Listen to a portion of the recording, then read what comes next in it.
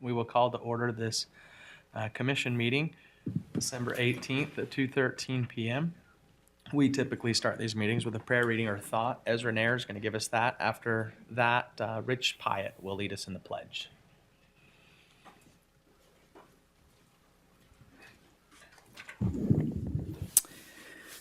Our Father in heaven, we're grateful to be gathered here today to discuss the needs of the county.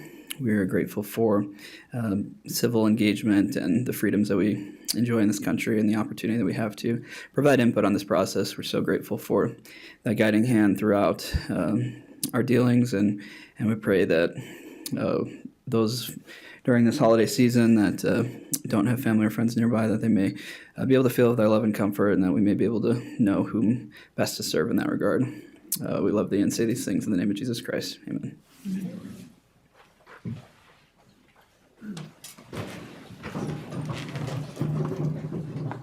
I pledge allegiance to the flag of the United States of America and to the republic for which it stands, one nation, under God, indivisible, with liberty and justice for all.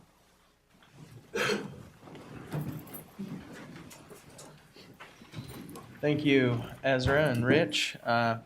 Every month we have an Employee of the Month, and then from that we have a committee that also helps us select the Employee of the Year. That Employee of the Year was presented at our annual Christmas party a couple weeks ago, and so it's no surprise today that the individual already knows that Crystal Thorne is our Employee of the Year. One of the things we did differently was if a department didn't have an Employee of the Month throughout the year, we asked for individuals as well to be considered, and just appreciate the time that the committee puts forth in their efforts in helping to choose that among their peers. And so I'm going to read some of the nice words that are written about Crystal, and then I think she has like a speech that she wants to give. Is that true? Not even. She's shaking her head. So, all right. Crystal possesses remarkable communication skills, which are especially crucial when working with child victims. Her ability to convey empathy and understanding while ensuring appropriate boundaries has made a profound impact on the children we serve. Crystal has shown an unwavering commitment to providing support in a manner that is sensitive to the unique needs of each child, creating a safe and trusting environment. They also go on to say Crystal is an exceptional employee and coworker who consistently exemplifies great collaboration skills, communication skills, sensitivity when working with child victims, and mentorship abilities. Her relaxed and even temperament in the face of challenges sets a standard for professionalism and leadership within the Children's Justice Center. Crystal, will you come up so we can at least see you at the microphone and give you a round of applause for your becoming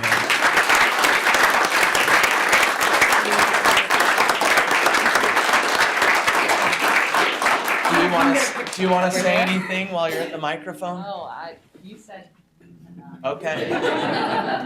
Usually politicians do say enough.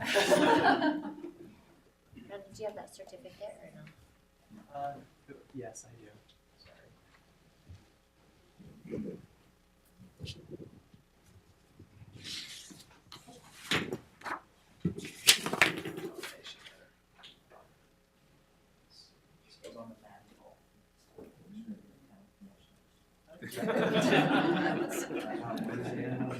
Ready? 1, 2, 3. 1, 2. Oh, let's do it better. 1, 2, 3. Thank you. Thank you.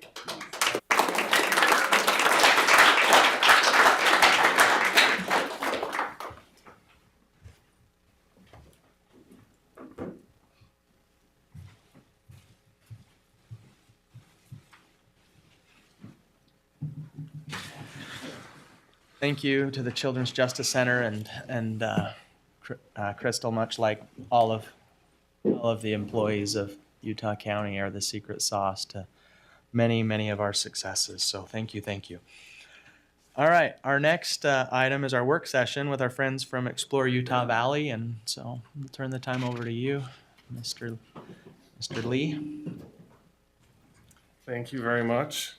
It says here to please clearly state my name. So Lee Adamson, Executive Director of Explore Utah Valley. And I have here with me Charlene Christensen. She's our Director of Services and Marketing, as well as Erin Scott. She's our Director of Sales. So first of all, we just want to share a little bit from this past year of some of the things that Explore Utah Valley has worked on and accomplished. And thank the Commission for trusting us to promote this amazing destination that we all call home.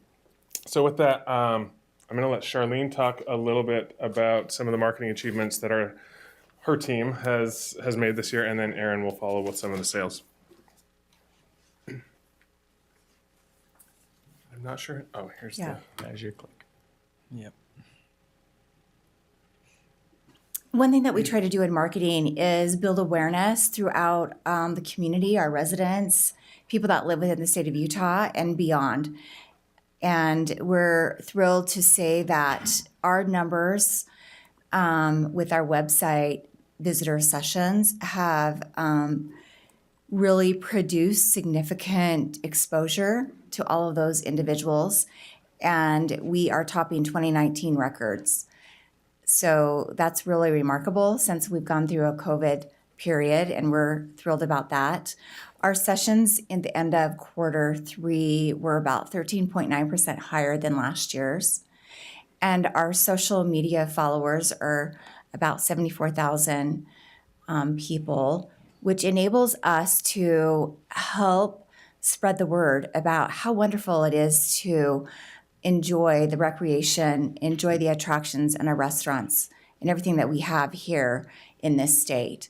Another fun fact is that we are growing our followers quicker and faster than our other Utah counterparts. So faster than Park City, faster than Visit Salt Lake, faster than Ogden, and many of the others, which we're really thrilled about because we do. Including the state, too. Oh, including the state of Utah.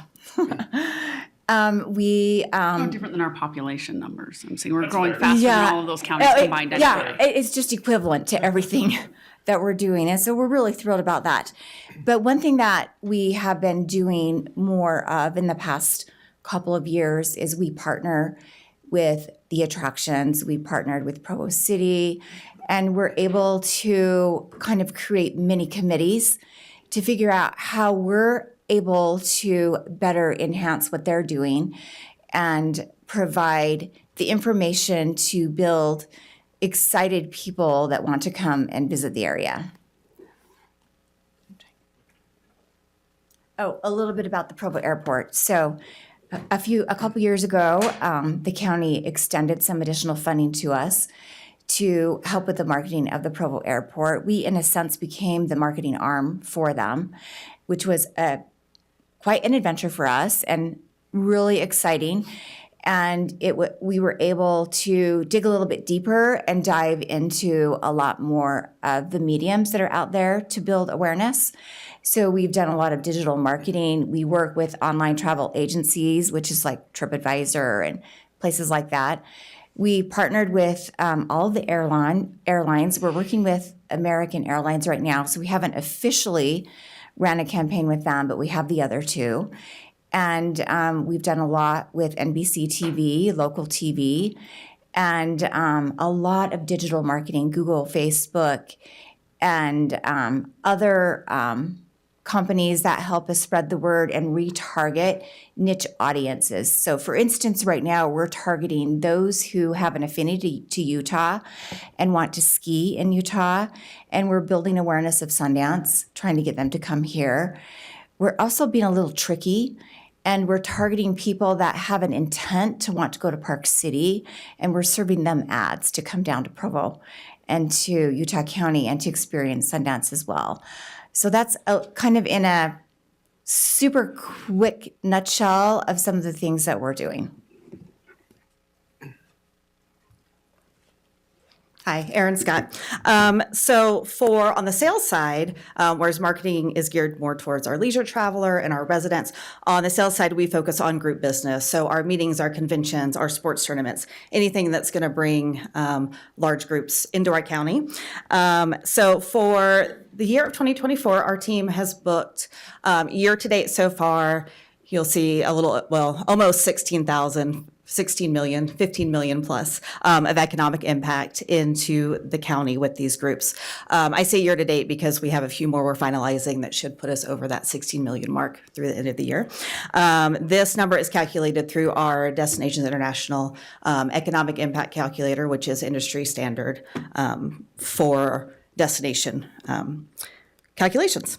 And so we kind of reached this goal through various methods of reaching these meeting planners. So we have to, one, find the right planners, find those ones who have conferences, who have sports tournaments that will fit here in our destination. We have to educate them about who we are, what we have, why they should bring their event to us, and then help them through the process of booking it and finalizing it here. And then once they've committed to coming here, we help show them what a great time there is in Utah Valley and all the great things for their attendees to do so that when they come, not only do they enjoy their time, but they get out and they eat at our restaurants and do our participate activities, do all the fun things while they're here. So one way we found is through site visits. That's bringing meeting planners in to the county to see the meeting space that they're potentially looking at booking, see the hotels, see the area, see the destination, see how easy it is to travel, all those good things.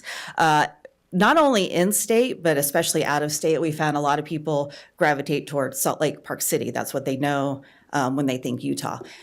Don't always know Utah Valley as well, but once we get them here, they're aware and they kind of change. That's how we really get a lot of attention, a lot of business.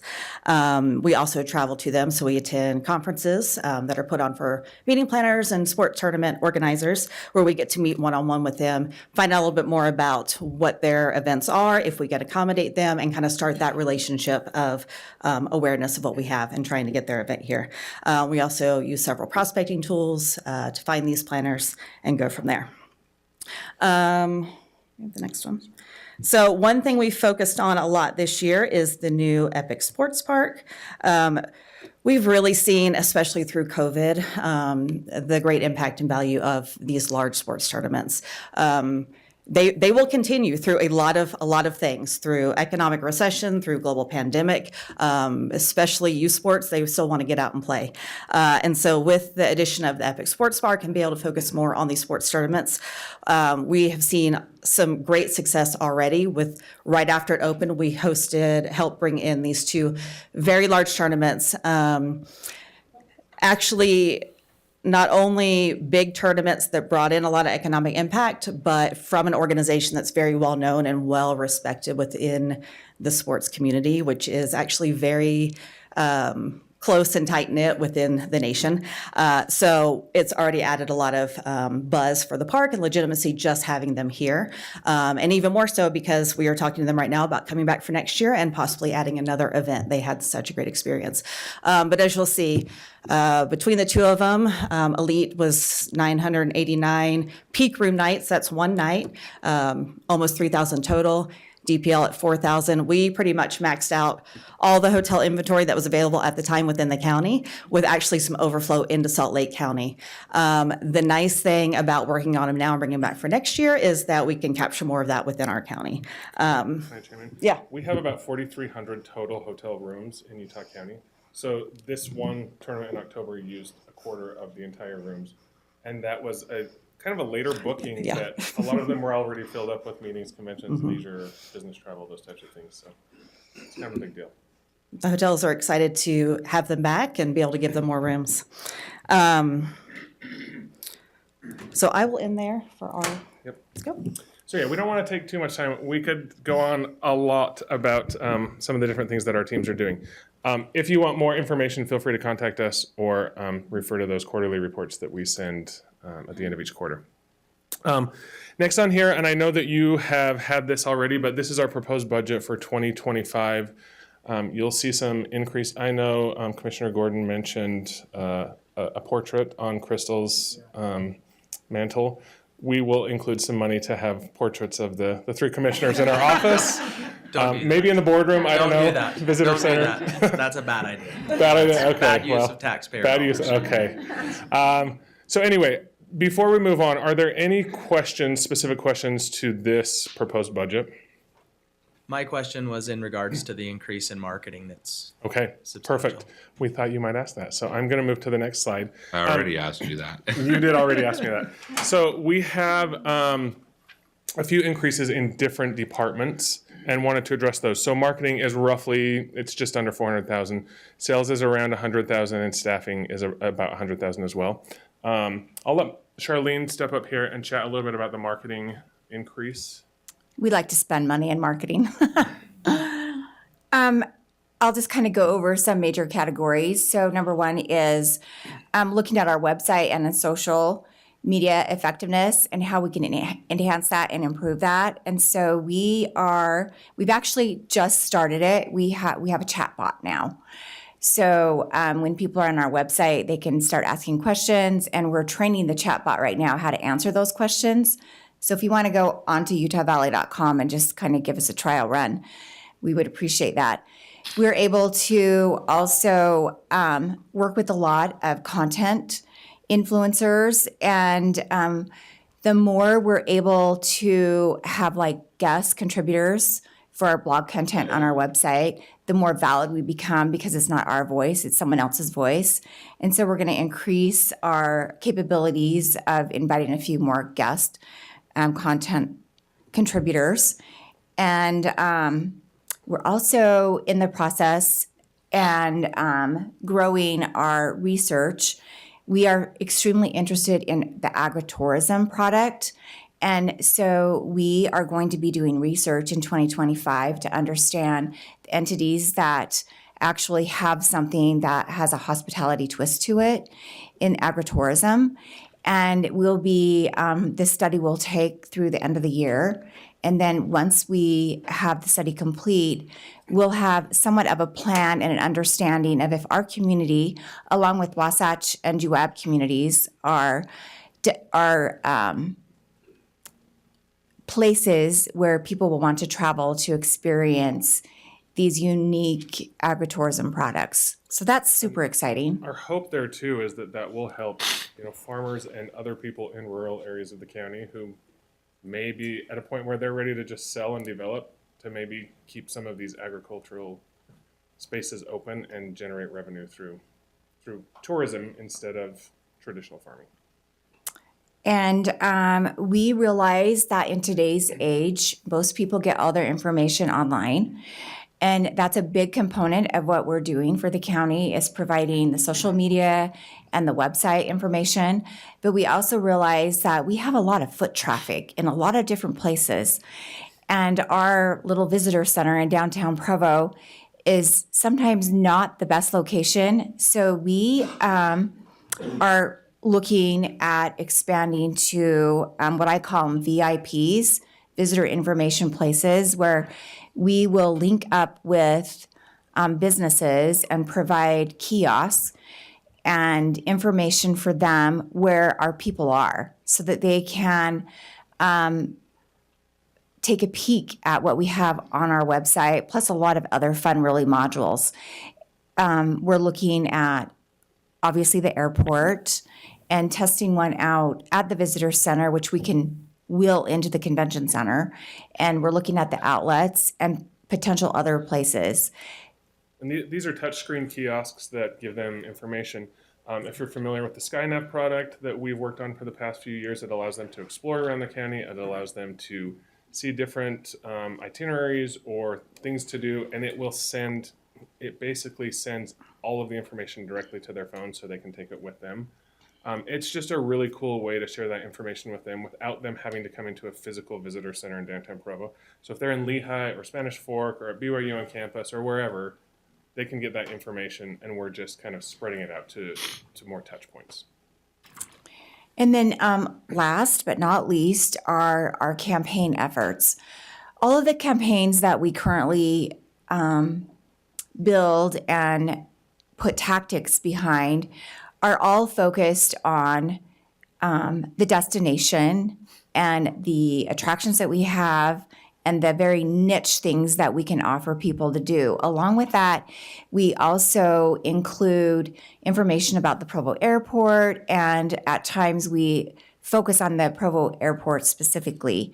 So some topics of our interest to consider in 2025 are to look at how we can expand our Big 12 BYU sports efforts.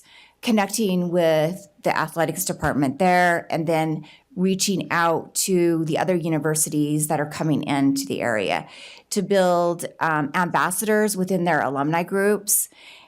That is one of our plans, and also to continue our national marketing for the airport, but even narrow down and to be more specific into targeting specific areas so that we can capture awareness for those individuals who have the ability to travel into the state. So for instance, targeting more specifically Dallas, Fort Worth, and potentially Phoenix, and really target those individuals in those areas with all of the great devised partners that we work with when we're purchasing media, where we want to give someone a touch point and then retarget them and follow them and serve them more ads to get them to visit our website and to increase their knowledge of the ease that it is to get into this area and then to watch a BYU football game or to come with their family and participate in some of the activities that we have. Thanks, Shirley. Interestingly, when we gained commercial service at the Provo airport, we became the closest commercial service in Utah to a ski resort from Provo to Sundance. So that's something we're really promoting right now. We actually have 2 influencers from Washington, D.C. right now that flew out on Breeze yesterday. They left D.C. at 8 a.m. They landed in Provo at 11, and they were at Sundance by noon after getting a rental car and doing all those things. So they're promoting that to people in their circles in D.C. And it's kind of things like that that Charlene mentioned with influencers. It makes a big deal, not only when we say it, but when their own peers or people that they've chosen to hear from say those things. So, And I have an itemized list of the cost of those features if you want to see it. Excellent. Aaron, do you want to mention anything about sales? I think it's about time DC be sending us their money instead of us sending them ours. We'll take it. We'll take it. Just don't tell my relatives in DC because they'll want me to come visit them now that it's so easy for me to get out there. So just tell them the flight just comes this way. Yeah. Okay, so sales increase. Again, we've talked a bit about the Epic Sports Park, and with the addition of that park, it's really given us an opportunity to increase the footprint as a whole for sports tournaments in Utah Valley. We have a lot of great sporting venues. And it's brought some more awareness to Utah Valley as a whole. So we really want to lean into that next year while it's still fresh and new, and we really want to generate more of these big tournaments into the area. So a little bit extra sales efforts and marketing on that end on sports specific. So not only attending a few of the more shows where we can get in front of these sport tournament planners and really evaluate which one is the most effective for us. But also while we're there, we have opportunities to get in front of these planners. We're working on a specific sports marketing video and have the opportunity to do a sponsorship at these shows where we can get in front of almost all the tournament planners across the nation that will come to these very big conferences.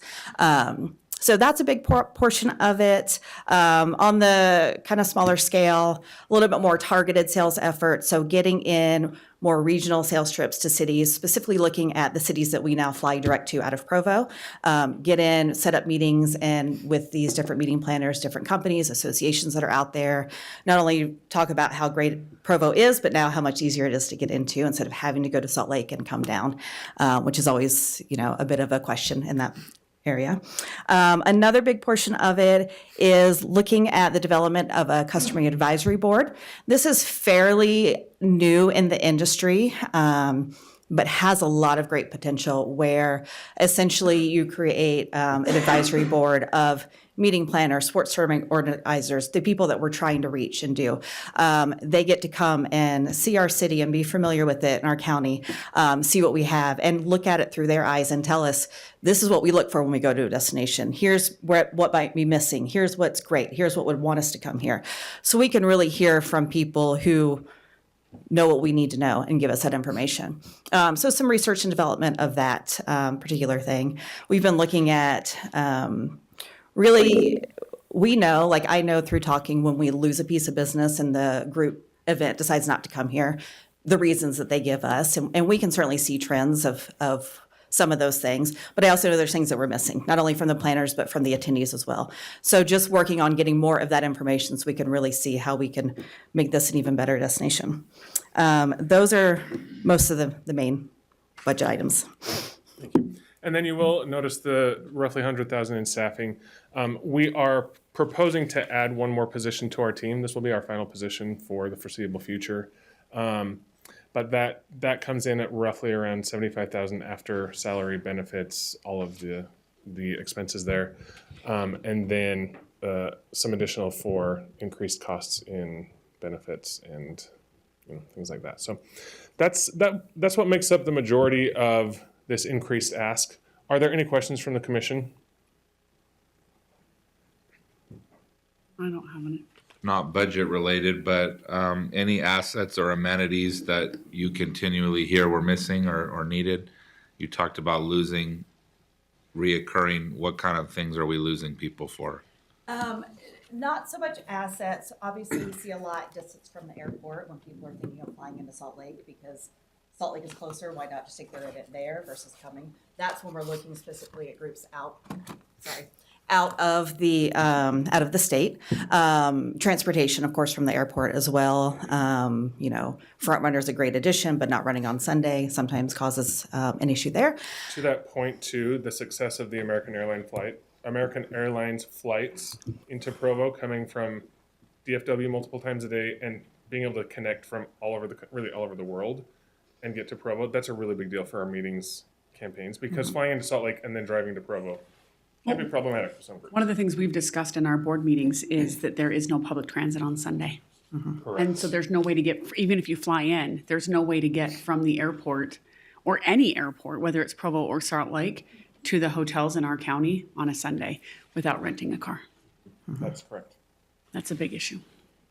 And then those are just the big ones. Then some of it is just kind of the types of activities and things that we have here to do and enjoy.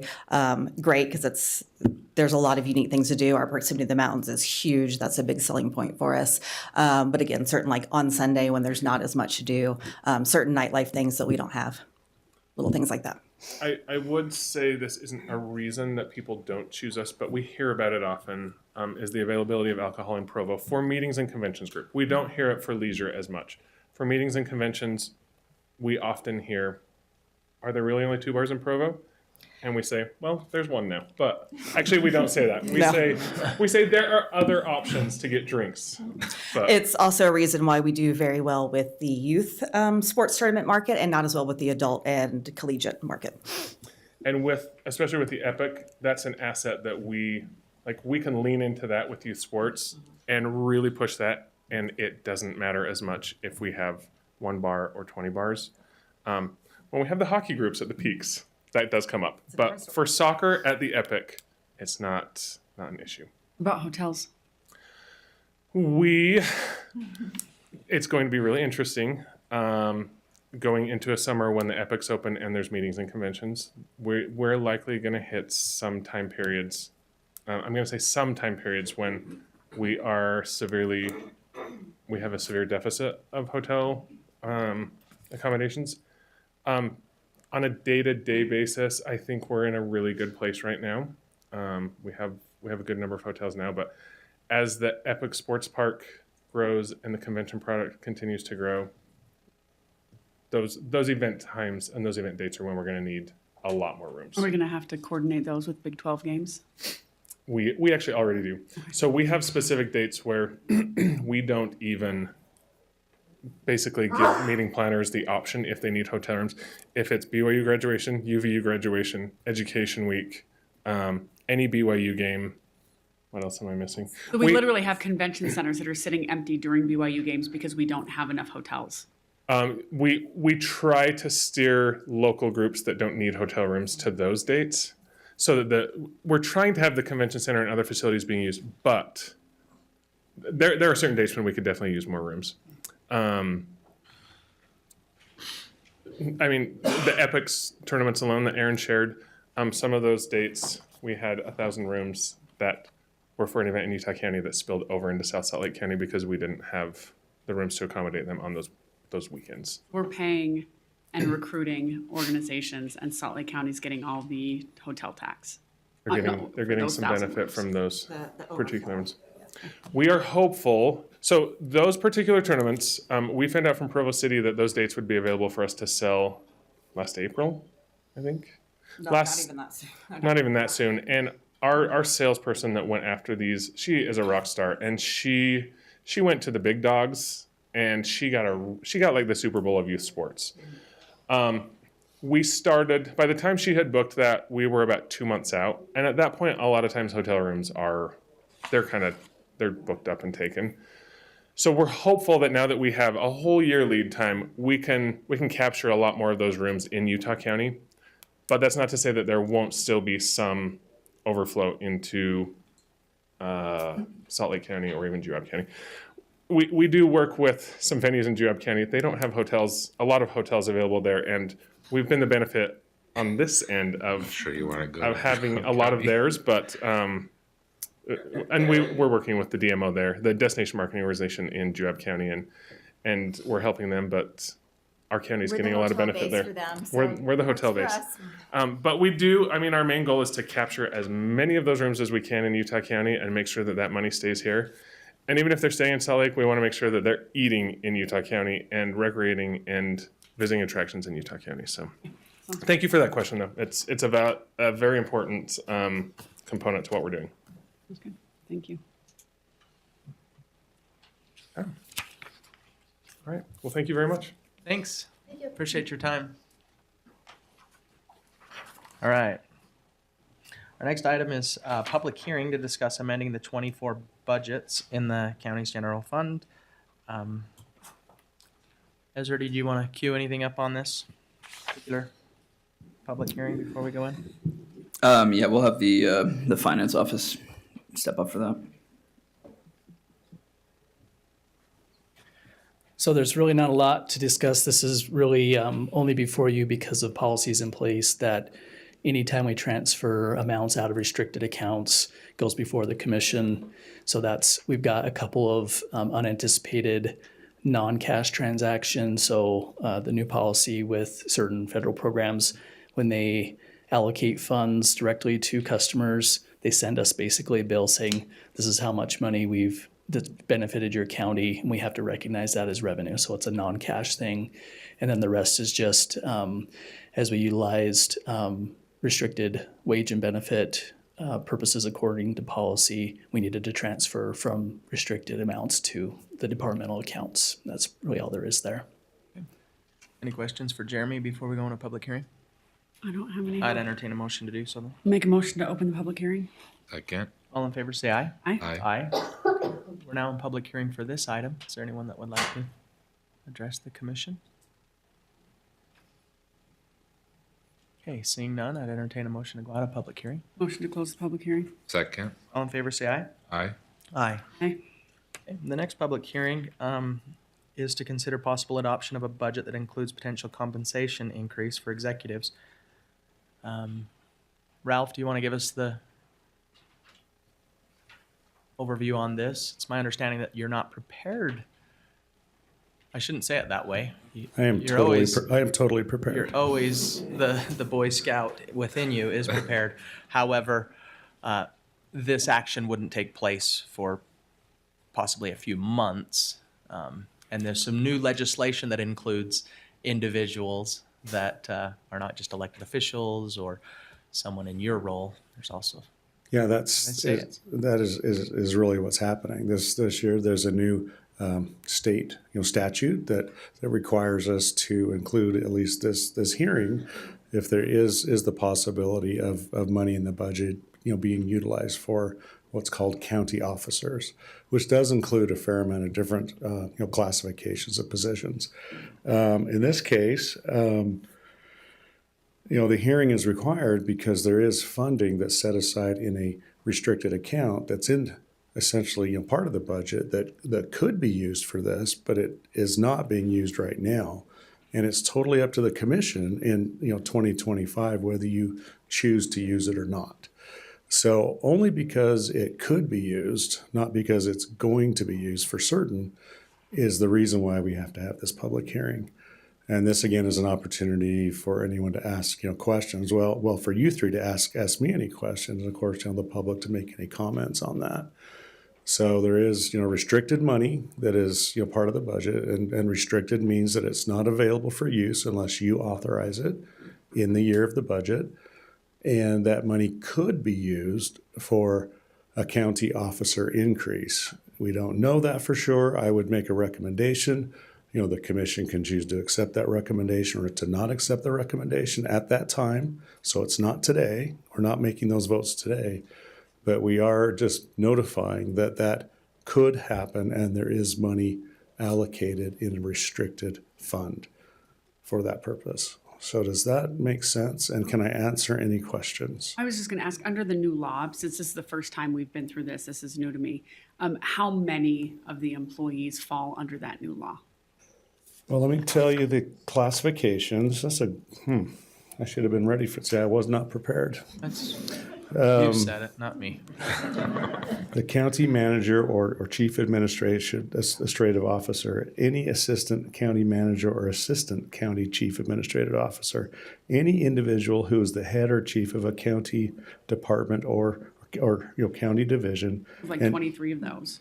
Yep, and or an individual who is the chief assistant or deputy of a individual described in subsection 2A3C. Those be like 60 people. It's a lot of people. Chiefs in the Yes. sheriff's department. Appointed Even chiefs. lieutenants? Correct. Oh, No, wow. no. Okay, No, not it does not lieutenants. include A lieutenants. chief. So probably closer to 75 to 100. Yeah, there's a fair amount. Now, I would like to say that the elected officers really are treated separately from this group. That's how we do this at Utah County. They are not in this group of employees. Now, because they wrote this into the statute, we will have to make a point of saying that the majority of these employees who are in these, divisional heads or like myself or someone who's appointed, we handle them essentially the same as other employees when it comes to a general action of pay increase.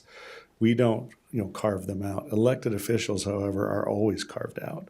So we would make that note at the time of the approval. However, the commission wants to, essentially address this. Really, you have the choice and the power to do what you want to do. But at the end of the day, we have never included these group of sub leaders, is what I would call them, with the elected officers. Elected officers are very much treated separately. Ralph, I could just add maybe for a second that some of the people in there are also merit employees. So you've got elected, you got appointed, and then you have some that are merit. Correct. So it's a little too broad, in my opinion, for what the intent is of this. But we can certainly work around it. We can work with it. And we can make this happen however you would like to make it happen. Any other questions? Okay. Thanks. I'll make a motion to open that public hearing. Second. All in favor, say aye. Aye. Aye. Okay, we're now in public hearing for item 2. Anyone that would like to address the commission?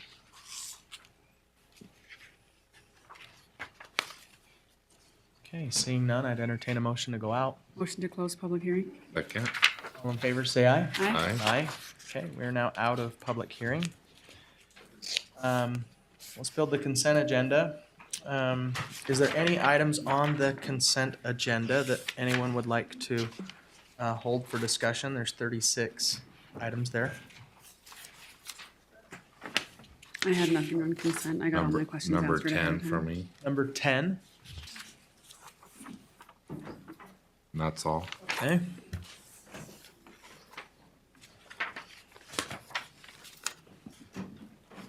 And then on the regular agenda, let's start out with items 1 through 10.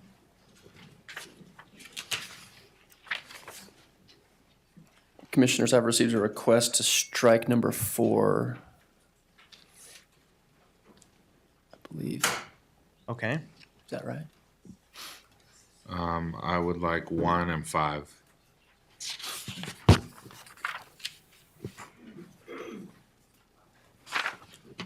Excellent.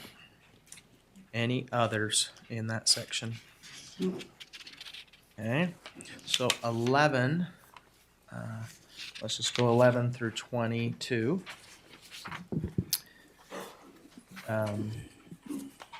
15, 15, 18, 22 for me. okay. 15, 18, 22. 16, I believe we'll hold and then come out of closed session after we've discussed those names. So we'll hold 16. And then on 17, do we need to do anything there? We're just noticing that Just noticing the vacancy. Yeah.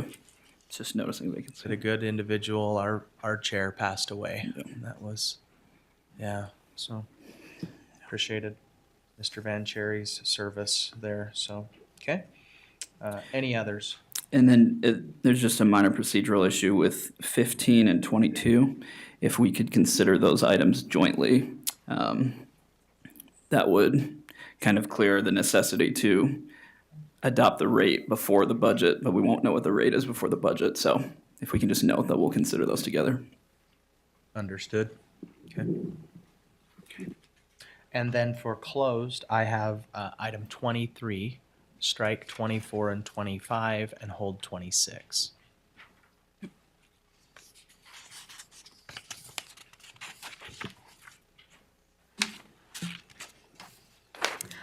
Okay, we will hold on the consent agenda, number 10.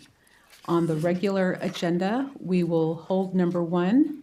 We will strike number 4, hold number 5, hold number 15, hold number, we will, we're going to hold number 16 and then come back to it after. It'll be table for closed session. Then we'll be holding number 18 and number 22. Under closed, we will be holding number 23, striking 24 and 25, and holding number 26. Yep.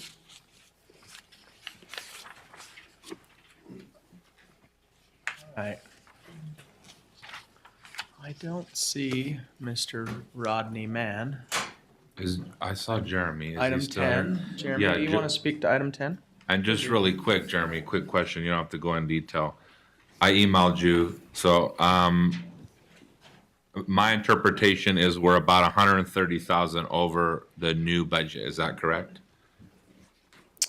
So the capital budget has 3.5 million. Yes. So we've looked at 3 million for 2025, but that was a guess because we didn't know going into this what that would be. So we're not over the project budget. We're over the initial estimate on Right. when we would spend that money. Okay. So that's obviously something we can adjust. Awesome. That's all. I just want to clarify that. Yeah. So I'm happy to motion to approve item 10. I'll second that motion. We have a motion and a second. All in favor, say aye. Aye. Aye. Okay. Moving to regular agenda, item number 1. Item number 1, yes. This originally came up, I had some heartburn. I had called the sheriff and Mr. Vanoy, but I had some reservations. I trust Sheriff Smith's judgment to move forward on this. I appreciate the added language for privacy concerns that I had. So I just want to say thank you for your efforts there. And I'm happy to move item 1 forward. Okay, I'll second that motion. Okay, we have a motion and a second. All in favor, say aye. Aye. Aye. Passes, thank you. Item 5. Also me, sorry. Don't be. Number 5, I just need to abstain from item 5. They were mid-year actions that I was not involved in, and I just would like to abstain from them. Yeah, I'll make a motion to approve item number 5. And I will second that. All in favor, say aye. Aye. Aye. Okay, item 5 passes. Item 15 and 22, if you will.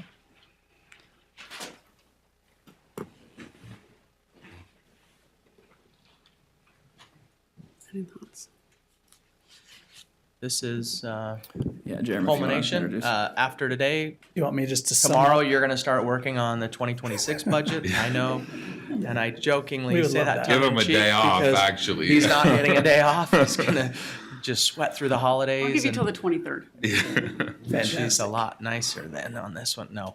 Yeah, so this I is just say that the- tongue in cheek because I'm saying thank you. This is really efforts of all, not just the clerk's office, the auditor's office and every department that has came to the table to come up with this final Yeah, document? the budget team met this morning, and we're also very grateful for the department heads and their staff and you commissioners who have engaged in the process. It's not perfect. I've not yet to see a perfect process, and we certainly want to do better and fulfill needs as we can going forward. But we feel really good that this is a solid budget. We take care of all the obligations and needs that we have, and a little bit of looking forward and planning for the future, which is where we want to be instead of just being 100% reactionary. So we feel like it's a great budget. It balances. Again, it takes care of all the obligations that we're aware of that exist. And there's been a lot of compromise. And so we're hoping you'll just approve it as is. But if not, we'll hear what changes you want to make and follow your direction. First question for me, changes since our last approval of a tentative budget, if any? Turn it over to our wonderful budget manager, Okay. Gina. Thank you. Gina Tanner, Budget Manager. A lot of changes from tentative, no changes hardly at all from what we presented 2 weeks ago for public hearing. Again, public hearing document incorporated everything the commission had discussed in work sessions, changes that we'd made with the departments.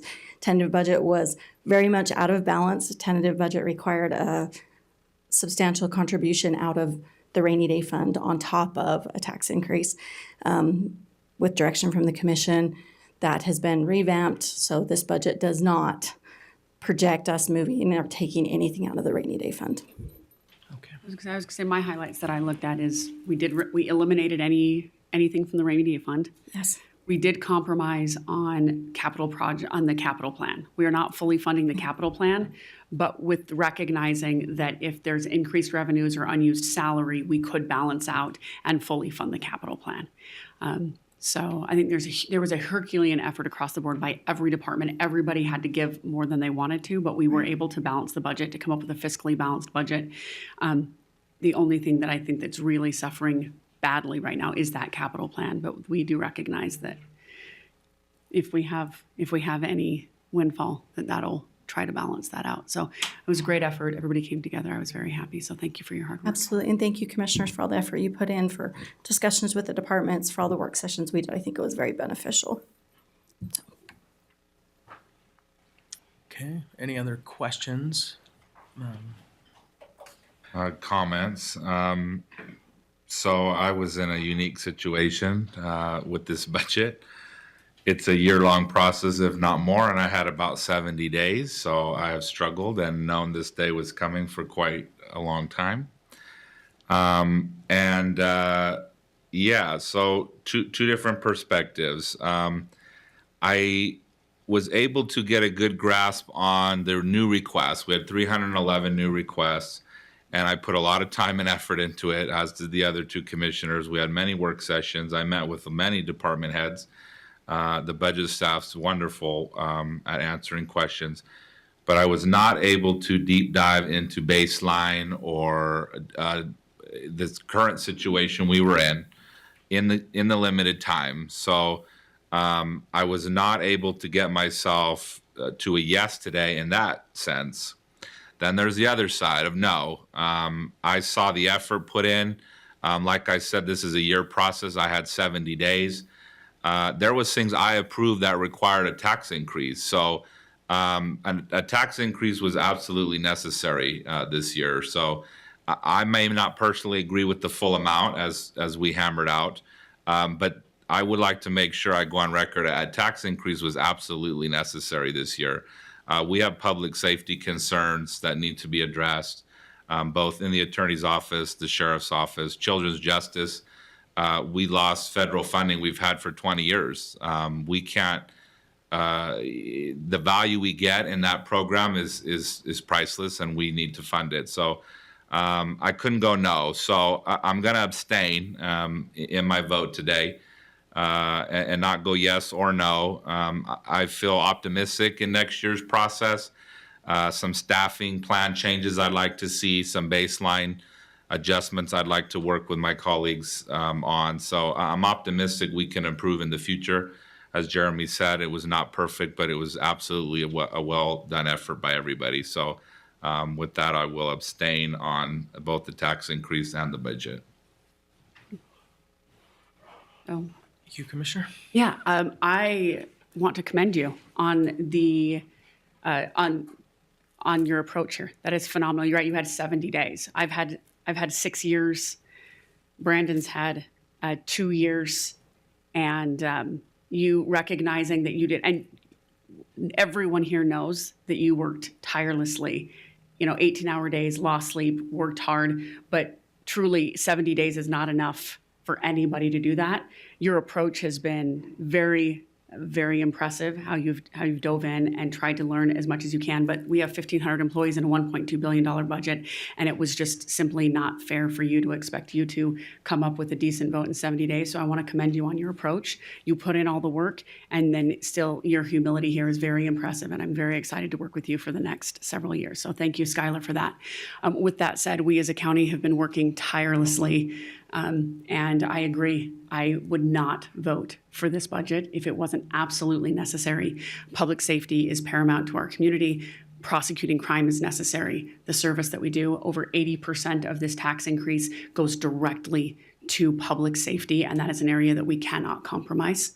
Utah County is the best place in the world to live, work, play, and raise a family. And in order for it to remain that way, we need to be able to fund our criminal justice program. That doesn't just include prosecution and criminal justice, that also includes public defenders. So thank you, and recognizing that for us to have a free and fair democracy, we need to have equal justice, but we also need to have fair justice. So the vast majority of this is for that. The rest of it is inflation. And Bidenomics is a real thing. We've had significant inflation. We've had trillions of dollars that were printed by the federal government, and it hits every one of our pocketbooks. I have 4 teenage boys. I can promise you I know that the cost of groceries has gone up significantly, and our jail has had to pay for that, right? We have those people. So thank you so much for everyone who worked really hard. I know that there isn't a single department here who got everything they asked for, and I am sorry, but we did the best we could. And we compromised, and I think we found the best solution we could. And the amount of work that went into this by everyone was Herculean, so thank you. With that, I'll make a motion to approve items number 15 and 22. I will second that. All in favor? Oh, go ahead. Sorry to mention 22, we need to fill in some, Yeah. Oh, you'll have to, specify those dollar amounts. Yep. oh, gotcha. So do you want a separate motion for 15? Or Yeah. You want a separate Let's do motion? 22 first. 22 first? Okay, fill in Understood. some numbers for me, Ezra. 25 million. And what's the 40? Was it 1 million, or was it? if we're to clarify, the 25 million, as far as the increase goes, it's about 20.5 million of my increase. And I think I'm with you. And then roughly the other 4.5 million is going into capital improvements. Yes. Right. Back into the bank. That's correct. Okay. Yeah. And then we just need the amount for the assessing and collecting. That was 1 million. It was an increase of 1. Okay, so for item number 22, I want to approve with a 25 million for Fund 100, the general fund, and 1 million for the ANC. Right? Okay. You just had to tell me which numbers. Yes. And according to percentages. All right, and I'll make a motion to approve item number 22 with those numbers. Second. All in favor, please say Aye. aye. Aye. Okay. And then I will make a motion to approve item number 15 as uploaded into the system. And I will second that. All in favor, say aye. Aye. Aye. Okay. I hope you can sleep tonight. I really need you to sleep tonight. It's gonna be good, right? I needed my vacation to be after this, not before. Oh shoot. Maybe BYU will win their bowl game for you. That makes me I happy. don't know, maybe. Okay, we're going to come back to 16 after closed, and so Well, eight. I was going to say, Skylar, if it makes you feel any better, you can have the 24th and the 25th off work. But not you, Jeremy. You hear that? I forgot about that already. Better be here. Okay, item 18, to approve and authorize the resolution interlocal aid to the Yeah, I homeless. just wanted to take 18 to be on the record and thank Commissioner Gordon for homeless services this year. It's quite the issue for the state, and it looks like the legislative session, it's a top priority. I'm sure the sheriff can say that. Wasatch behavioral homeless is a big problem. And we see other counties failing, in my opinion, wreaking havoc on their communities and pinning the legislature versus the public. And Commissioner Gordon has led Utah County's homeless services very well. We're only halfway through, so we need to keep that going. But all things considered, I ran on this being an issue because we don't want the state to tell us Salt Lake County solutions will work here. They have not worked there, and they will not work here. And if we continue to not make improvements there, they will force it on us. So I commend our efforts down here, and it's taken a big group effort. Provo, I know Commissioner Gordon likes to laud Provo's effort, so I will also include them. But thank you for that. And we need to keep going and keep doing a good job there to prevent Salt Lake problems from coming down here. Yeah, I think I want to second that and also point out that we can't always just say no. If there's a problem, it needs a solution. If we don't like someone else's solution, we have to work really hard to find those solutions, and that's what you've done. You didn't just say no to the Salt Lake County model that obviously isn't working. You found a way to make it work, and that's what allows us to continue to work at the legislature, and you worked tirelessly on that, so thank you. Well, what this is, and 19 also, is an agreement between these cities. And if a city doesn't necessarily have a lot of homelessness or that's front facing, like Provo really does take a lot on the chin, this is them donating to the task force, if you will. So you see Payson and Highland on today. Other cities have and or are getting approval from their councils for somewhat of $100 per 1,000 residents. So a city like Spanish Fork could be looking at like $4,500 a year to say, hey, this can help for the warming centers, the 3 warming centers that we have put forth in Utah County. And so Utah County and Provo took some items on the chin this year in this getting our warming centers up. And so this gives the other cities some skin in the game to be able to help with these issues. And hour-long meeting this morning that I'll get with you, the sheriff, on that, unfortunately we're seeing a lot of drugs inside of the warming centers, and we don't quite know how to address it. So we're going to work with you and Provo's PD and some of that. So continually evolving, because boy, as you said, it is ever evolving and a tough issue. So thank you for those kind words, but I am just one tiny little speck on the Horton Here's a Who flower that is working to try and tackle this ginormous issue. So. Okay, I'll make a motion to approve item 18. I'll second. All in favor, say aye. Aye. Aye. Thank you. Okay. Is there anyone from the public that would like to address the commission? Hi, my name's Rudy Livingston. I actually work in the auditor's office, and I usually don't come up during public comment, but I'm here because I had a conversation with former Commissioner Tom Sakovich a little while before this meeting started, and he wanted me to tell you all Merry Christmas from him and Margie, and thank you for all that you're doing. So I just wanted to share that message with you all. Absolutely, Thank you, And Rudy. is Thank that you. Rudolph on your tie? That is Rudolph. This is my favorite tie. Well, They're close Rudy, above it. Merry Christmas, Rudy.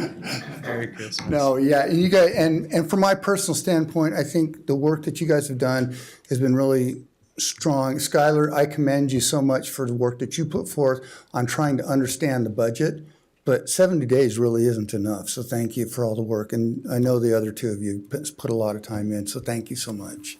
Thanks, Thank Rudy. you. Anyone else? Okay, seeing none, we'll go into closed session. Thank you, everyone.